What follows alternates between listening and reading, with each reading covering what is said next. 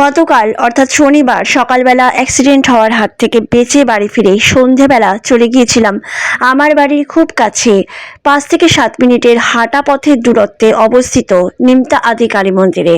আর গিয়ে এই মাকে তোমাদের লাইভ দর্শন করিয়েছিলাম সন্ধেবেলা। যারা এখনো মায়ের লাইভ দর্শন করনি তারা অবশ্যই আমার চ্যানেল ভিজিট করে মাকে দর্শন করো। এই মা কিন্তু খুবই জাগ্রত এবং মা এখানে ডাকাতকালী রূপে অবস্থান করছেন। শোনা যায় রঘু ডাকাতের দল একসময় এই মায়ের পুজো করতেন। এই মায়ের একটি অদ্ভুত ইতিহাস রয়েছে যেটি তোমরা এই মন্দিরের পুরোহিতের মুখে শুনতে পাবে।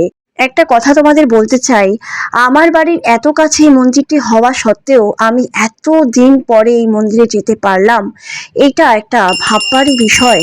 আর সত্যি কথা বলতে যখন এখানে গিয়ে পৌঁছলাম তখন অনেক কথা শুনতে পেলাম ভক্তদের মুখে।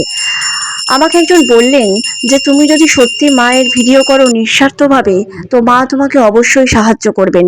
মায়ের কৃপা থাকলে এইরকম জাগ্রত মায়ের প্রত্যেক শনিবারের লাইভ দর্শন তোমরা করতে পারবে। সেটা অবশ্যই যদি মা চান তবেই হবে। আর এখানে একটা কথা বলার আছে, এখানে একটু বাদেই তোমাদের একটা হাড়ি কাঠ দেখিয়েছি। এই হাড়ি কাঠের আগে বলি হতো, এখন আর হয় না। এক সময় বললাম রঘু ডাকাতের দল এখানে পুজো করত। এই হাড়ি কাঠে সোজাসুজি মা অধিষ্ঠিত রয়েছেন। প্রত্যেকবার দেখলাম পুরোহিত মাকে আরতি করে এই হাড়ি কাঠে ওই আসনে পেছন ফিরে দাঁড়িয়ে আরতি করছেন।